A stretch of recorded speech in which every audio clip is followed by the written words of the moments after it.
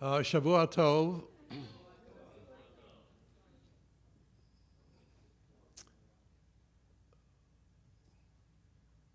As we gather before Slichut,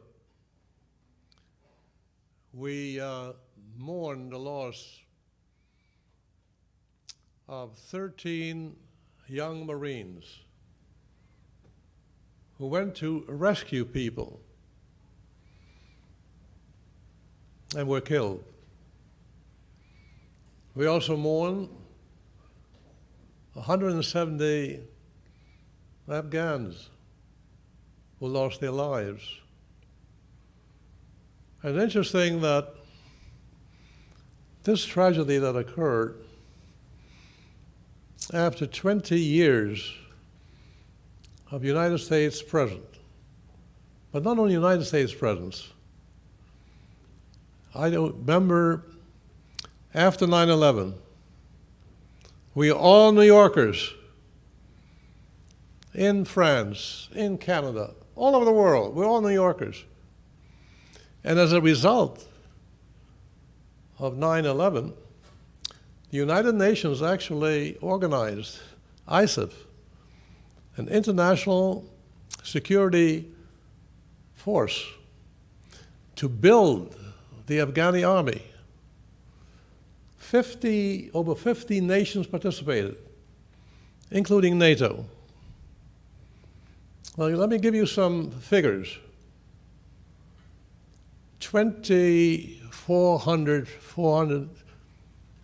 over 2,400 American lives lost. 20,000 American soldiers injured. NATO, 1,143. But the community at large recognized that Afghanistan was really the haven for the jihadists who represent the venality of evil. Can you imagine how kind of human beings, I call them lepers of society, who have no regard for human life and are determined to advocate and recruit young people to their ideology of jihadism and extremism. Yes, this is the world we live in. But let me give you some encouraging reports too. And that is, you find that on the very day after that tragedy, on Friday, a meeting between President Biden and Prime Minister Bennett was postponed. They met. It was not Angela Merkel, it was not Macron of France, it certainly was not Putin. President of the United States did not cancel the meeting with the Prime Minister. Why? Because as he stated, Israel is the most reliable ally in terms of security in that whole region. And thank God that Israel has become self-sufficient with the help of Jews all over the world, but also the unshakable bond between the United States and the State of Israel. Now, why is that important? The American public is tired of war. In Afghanistan alone, we spent over $2 trillion. And leaders should not follow the polls. But you find that 69% of Americans, beginning with President Obama, wanted troops home. And so this morning, we prayed, grant the President of the United States and our leaders wisdom in these challenging times, because every decision that you and I make, can you imagine being a leader of a country? The heavy burden, the consequences. And there's a special prayer on the High Holy Days, Hayim PPO Shluchei Beis Israel. God, be with the leaders of our people. Teach them what to say. Every word counts. It's between life and death. What a heavy burden. So we pray. And the positive development that you have now the Abrahamic Accords. For the first time in the United Arab Emirates, Rabbi Abadi, how many of you remember Rabbi Abadi? Syrian community. He's now the chief rabbi of the Emirates, very well qualified. He speaks French, he speaks Arabic, he's a doctor, he's a rabbi. First bar mitzvah in Abu Dhabi, Sudan, Arab Emirates, Morocco, Bahrain, in addition to the Jordan, Egypt peace agreement. I still remember when Elizabeth and I were at the signing of the peace agreement with Jordan, with Kozyrev of Russia and President Clinton. But you'll find that the jihadists who are now going to battle amongst themselves, there's no love lost between the Taliban and the Al-Qaeda and ISIS-K. They're not Hasidim of the West to begin with. All of them are against what we stand for. But there's still a lot of infighting there. And therefore, when you look at the picture today, most of the Muslim world, most of the Arab countries, are not interested in seeing the terrorist threat which would undermine their rules, which undermine their country. So they don't have the same kind of support that they had after 9/11. I remember when Lynn and I were in Morocco for the birthday of King Mohammed of Morocco. Jewish community thriving in Morocco. About 8,000 Jews. And we paid our respect to the grandfather of the king for having saved Jews during the Nazi era, when the Vichy government demanded the return and the enactment of those anti-Jewish laws. Same thing, Qatar. Qatar doesn't have diplomatic relations yet with Israel, but they do a lot of things together. And I don't know how many of you remember when I met with the Emir of Qatar and his brother, came to the synagogue, and I'm in regular contact. I want you to know that the reason you have now a bit of quiet in Gaza, because Qatar, and they're very wealthy, we can go for a loan to the sovereign fund. They have supplied hundreds of millions of dollars through the United Nations now to keep the Gazans quiet, so we don't have another eruption of a warfare. So there's a change in the leadership, even if it's not open diplomatic relations. How many countries have diplomatic relations with Israel today? 164 out of 193. Impressive. Can you imagine when Israel started? 164 countries with diplomatic relations. And you know, it's very interesting. We say Adonai oz lama yitain, Adonai yivarech et amo b'shalom. God, give your people oz, strength. And if you have strength, you're respected. You will be followed. That's the only way to attain peace.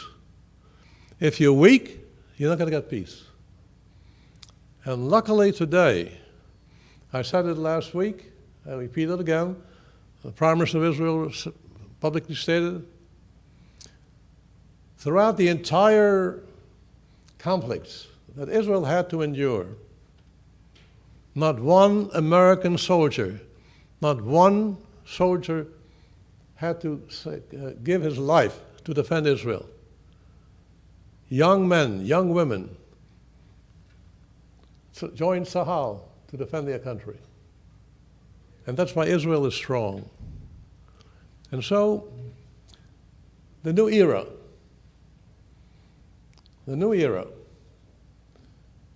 is really change. Your work habits are different since the pandemic. You know, we have to address the pandemic. You know that, unfortunately, this tragedy in Afghanistan has sort of overshadowed, even for a few days, the crisis that we're still facing. And when I look at the attendance today, all of you vaccinated, masked, and all the homebound who are watching us tonight, it's not what it used to be. Work habits have changed. We're not going to go back to what was normal. And therefore, we need to adapt, learn how to cope with all these changes. And luckily, the ingenuity, and I guess the value system of our people has made Israel today a center of innovation, of technology. Major tech firms make contacts, establish relationship in Israel because of the contribution in terms of advancing the latest in technology. The iPhone, the Iron Dome, which, by the way, President Biden reaffirmed support for the Iron Dome. All Israel. Israel's creativity. And if you want to survive in this changing world, you better have the know-how and the courage of creativity, of innovation. And Israel has that.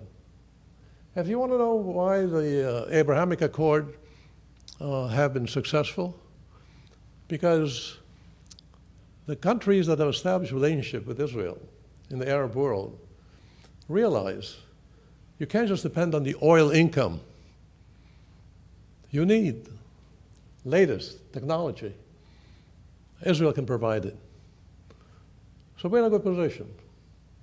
In a good position. That does not mean that we don't have any serves. And the greatest challenge that the United States and Israel and the West and the Arab countries, the Gulf states, are facing is Iran. That is an existential threat. Why? I worked very closely for years with the foreign minister, former foreign minister, Zarif, of Iran. He was the permanent representative of Iran at the United Nations. And then you remember Ahmadinejad, who denied the Holocaust, was president of Iran. He fired all diplomats and put the Revolutionary Guards in charge. He was fired. When the Ahmadinejad's successor actually appointed him foreign minister, and he was in charge of the negotiations with the major powers in Vienna. He was fired. The new foreign minister, hardliner. Raisi, hardliner. And Khamenei, after hearing the statement from President Biden, that we're going to try diplomatic ways first, but if not, we have other options. He said, wait a minute, we also have options, he said. So that is an existentialist problem, not just for Israel. Why? Because if Iran gains the capacity of a nuclear power, you're going to have a nuclear race. Saudi Arabia, not going to sit quiet. They'll try to develop theirs. Egypt, and many other countries. Another source of trouble, Pakistan, very shaky.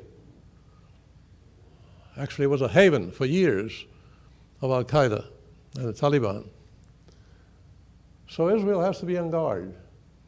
And as the defense minister of Israel, Gantz, said, with the developments in Iran, within 2 months, Iran will have a capacity to put together a nuclear bomb.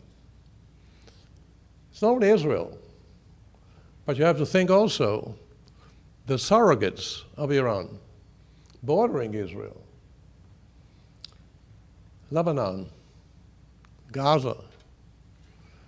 You know, I was just thinking the other day, demands have been made by many, many groups who are just pushing very hard. We need peace now. You don't get peace so quickly. We should work towards peace between the Palestinians and Israel, but you also have to be realistic. In order to make peace, you have to have leaders who can deliver. And if elections would be held in the Palestinian Authority today, which, by the way, were canceled, who would take over? Hamas. And you know who recognized the Taliban, the first recognition? Guess. Hamas. Hamas. Okay? And you have missiles, rockets, emanating from Iran, both in Syria, Lebanon, and by the way, Lebanon is a basket case because Hezbollah's taken over. And that's the challenge that Israel is facing. But not only Israel. Therefore, what will happen in terms of Iran is critical to Israel and also to the West and the Gulf states. Finally, let's go a bit closer to home. We're blessed. We've had a golden age of American Jewry in the United States.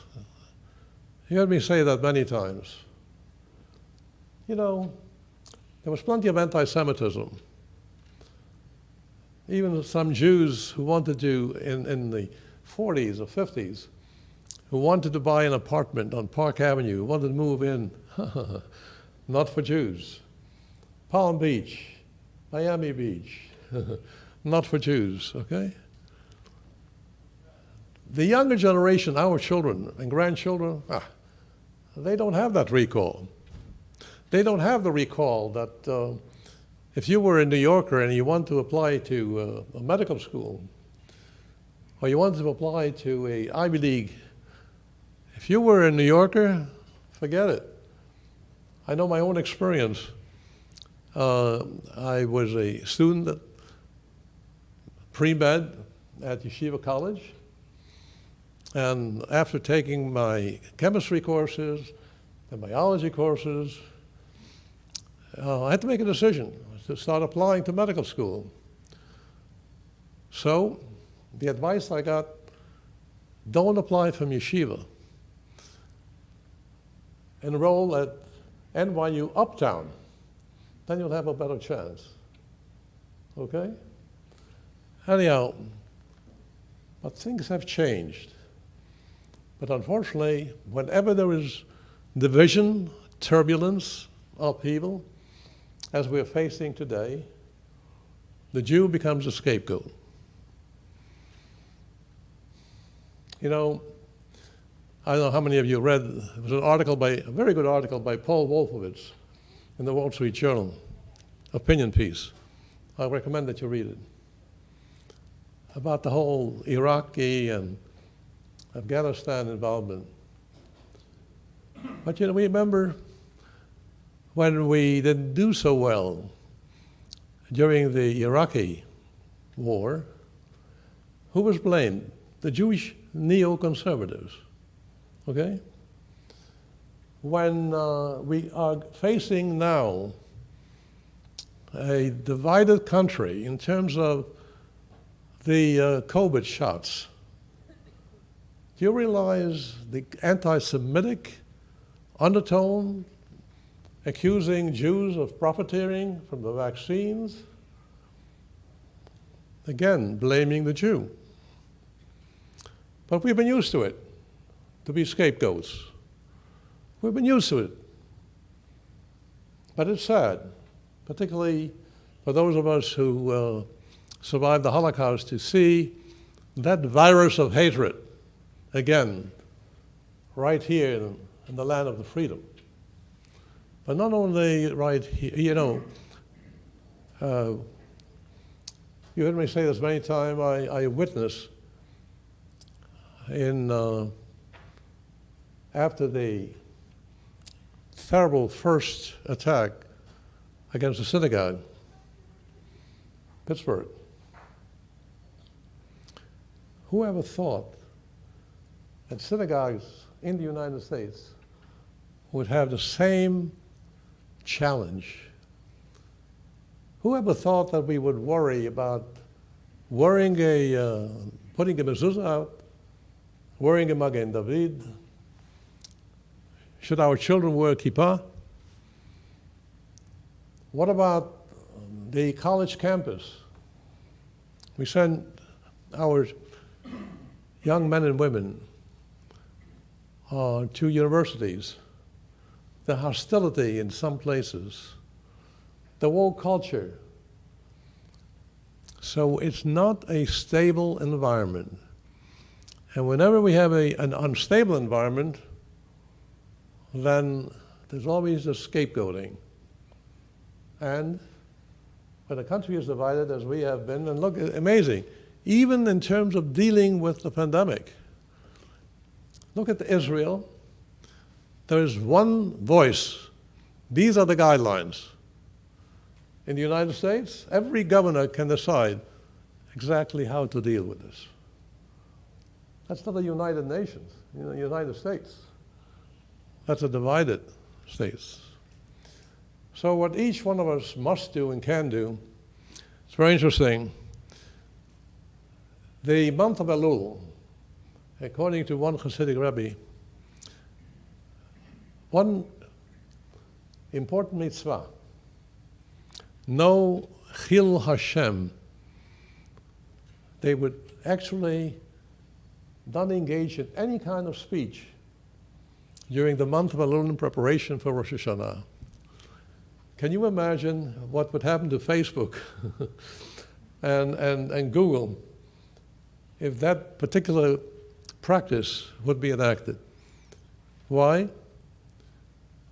Unfortunately today, it's not like the Talmud, where you have a difference of opinion between Hillel and Shammai, and they argue back and forth. You study the Talmud, you see back and forth arguments, but respect for the other. You may not agree with me, but this is my position. Today, if you don't agree with me, you're an enemy. I'm opposing you. You're not with me. That is a tragic challenge that our democracy is facing today. And then, look at what's happening. Supreme Court Justice Breyer, 83. So the progressives and liberals are pushing. He's just going to publish a book, by the way, very worthwhile reading. Pushing, retire. Because the court is not balanced. Or there's a move, which, by the way, Bayer opposes, that we increase the number of justices. Oh, no, he said, don't do that, okay? But exactly, why is this happening? Because there's no tolerance for differences of opinion. That is the kind of world we live in. And again, Jews are the scapegoats in many issues.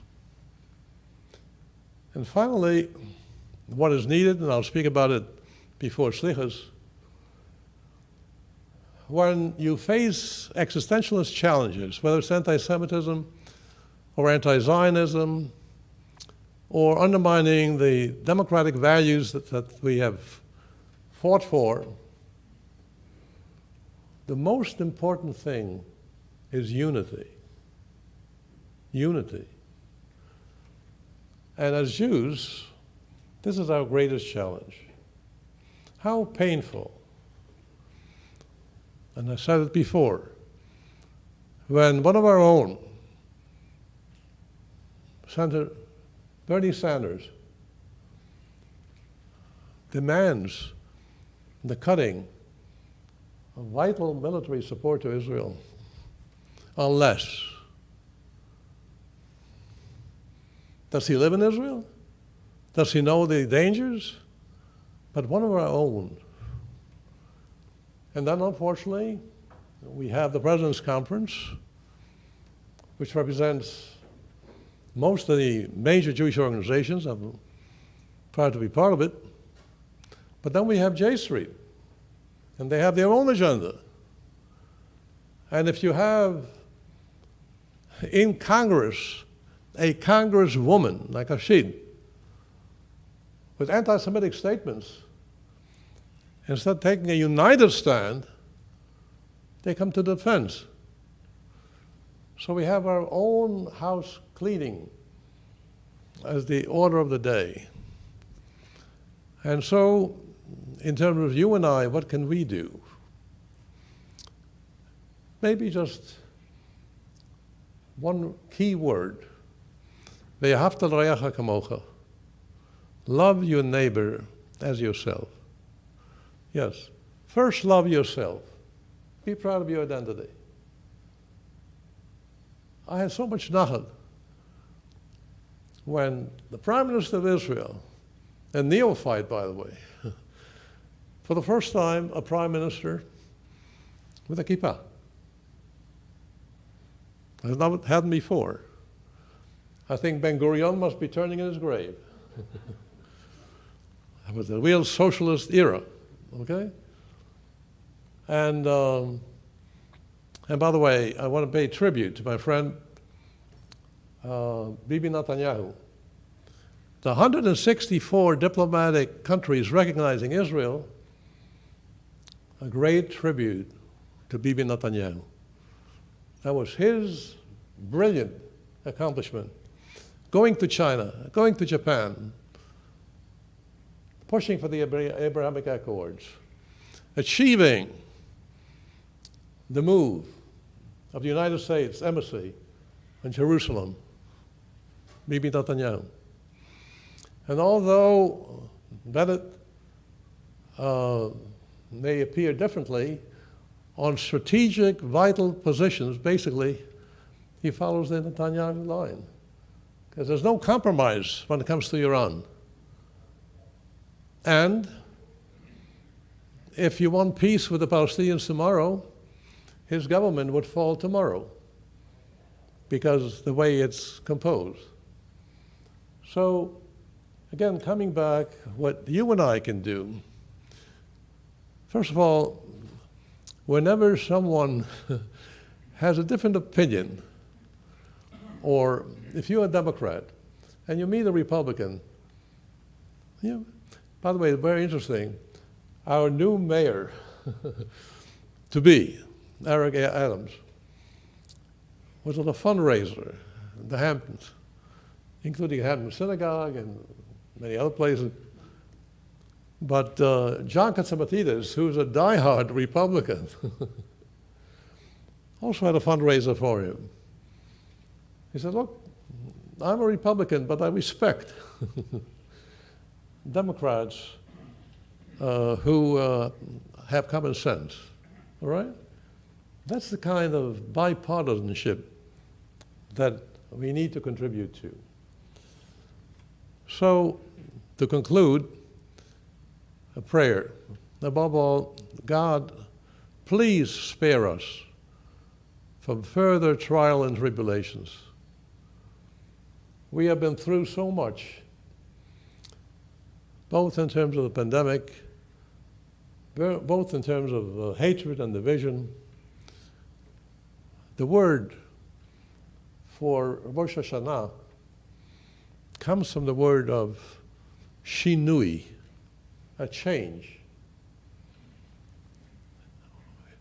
We want a better year, better years, not the same.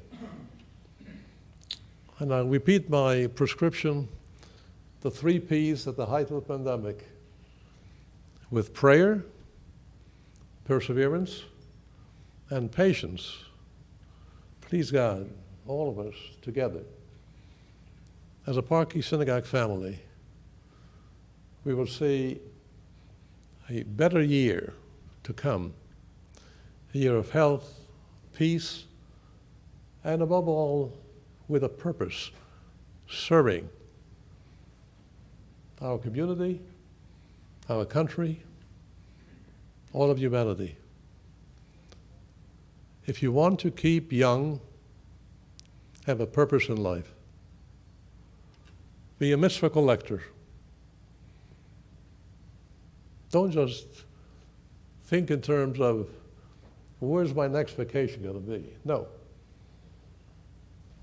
Each one of us are placed on this earth to be a co-partner with the divine. And if we are on a mission, God will give us the strength to fulfill our mission on earth. Elizabeth and I are delighted with all of you who have come this evening. We've made progress compared to last year. And please God, we'll continue with the Slichut service in the main sanctuary. And also want to say my blessings to all those homebound who have been following this important night. Shana Tova.